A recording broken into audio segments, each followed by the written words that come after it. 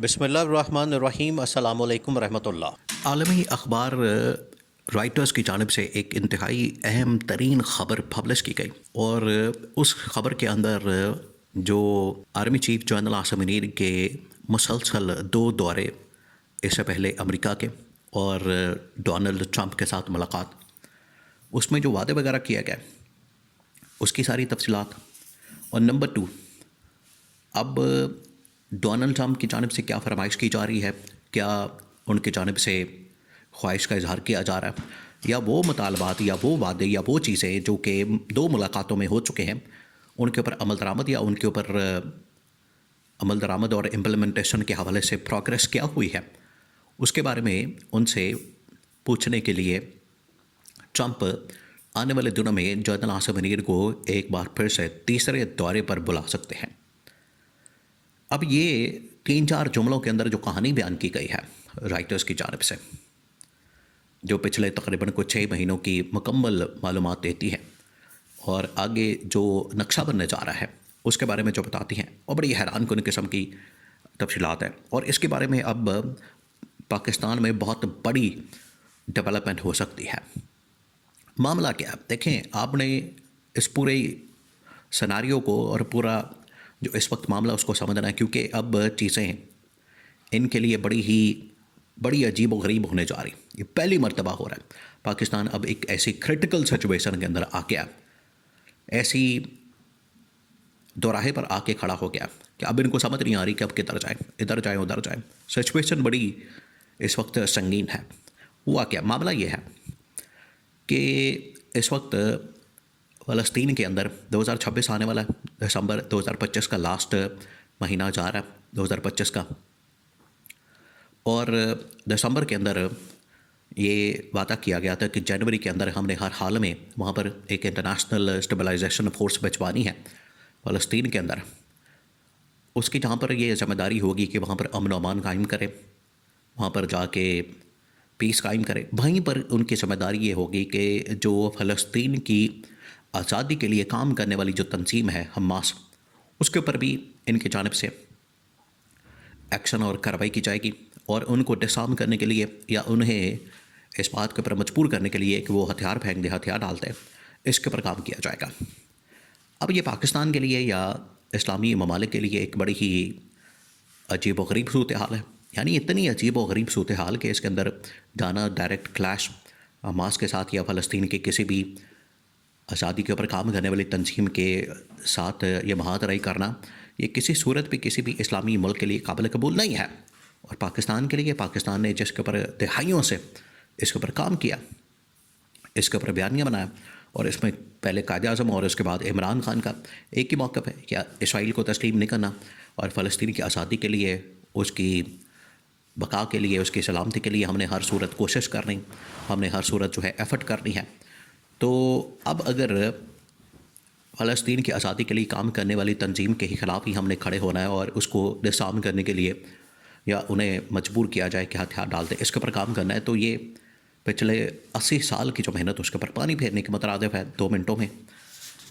ایک تو یہ بات کہ یہ جو ملاقات ہوئی اس ملاقات کے اندر اس کا مطلب ہے کہ کچھ وعدے کیے گئے، اب ان کو پورا کرنے کا وقت آ گیا۔ اب انہیں پورا کرنے کے لیے بڑی صورتحال خراب ہو گئی۔ پورا اگر کرتے ہیں تو پاکستان سے اتنا پریشر آنا ہے کہ اسے جھیلنا بڑا مشکل ہو جانا، وہ ریاستی سطح کے اوپر، حکومتی سطح کے اوپر، عوامی سطح کے اوپر ایسا ریاکشن ہوگا کہ اس کو جھیلنا بڑا مشکل ہوگا۔ نمبر 2، اگر اس فرمائش کو، اس خواہش کو پورا نہیں کیا جاتا، اس ڈیمانڈ کو پورا نہیں کیا جاتا جو وہاں پر وعدے کیے گئے، تو پھر اس کے بعد امریکہ کی جانب سے جو پریشر آئے گا، امریکہ جو پریشر ڈالے گا وہ مختلف قسموں کے اندر ہو سکتا ہے۔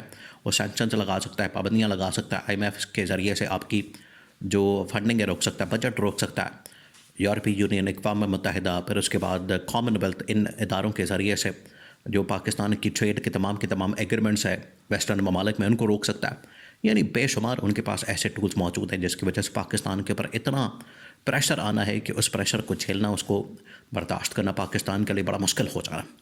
تو اب یہ ایسی ٹرکی سچویشن بن گئی پاکستان کی اسٹیبلشمنٹ کے لیے۔ یہی اس وقت کہا جاتا تھا کہ جو ملاقاتیں ہو رہی ہیں ان کے اندر کیا ہو رہا ہے، اس کو پبلک کیا جائے، عوام میں لایا جائے، اس کو پارلیمنٹ کے اندر ڈسکس کیا جائے تاکہ پارلیمنٹ جو ہے وہ پوری کی پوری اس فیصلے کو اون کرے. اس کے بعد اب اس کے اوپر یہ ہوا ہے کہ جو وہاں پر فورس بھیجنی اس میں پاکستان جائے گا یا نہیں.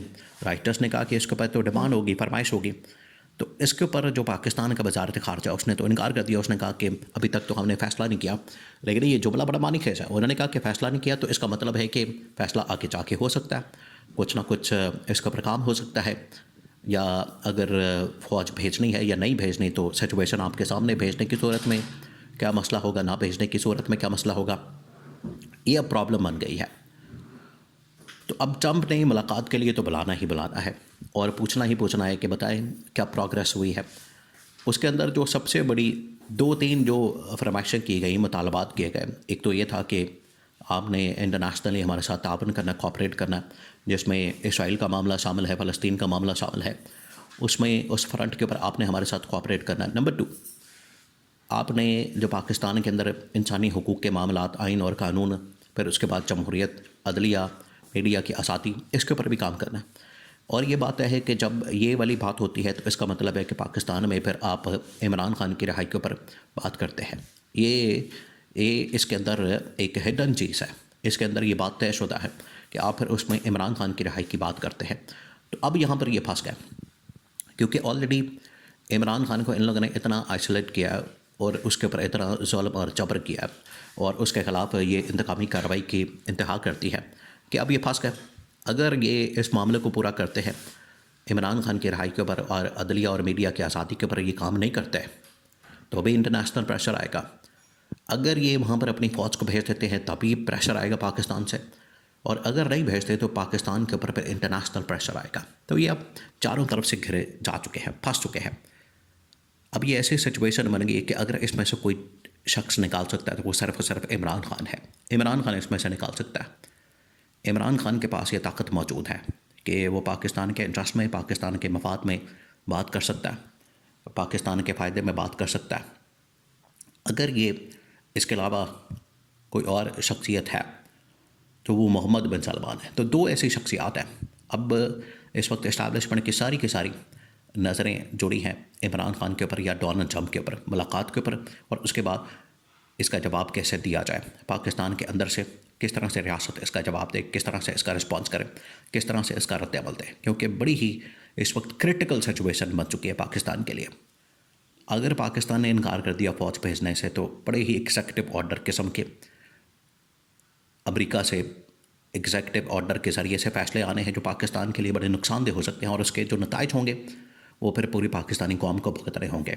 تو یہ جو 2 ملاقاتیں ہوئی ہیں فیلڈ مارشل کی، اب یہ ملاقاتیں جو ہیں وہ ٹرننگ پوائنٹ ثابت ہونے جا رہی، اور ان کے ذریعے سے آنے والے دنوں میں جو حالات بننے جا رہے ہیں وہ بڑے ہی خطرناک اور خوفناک ہیں.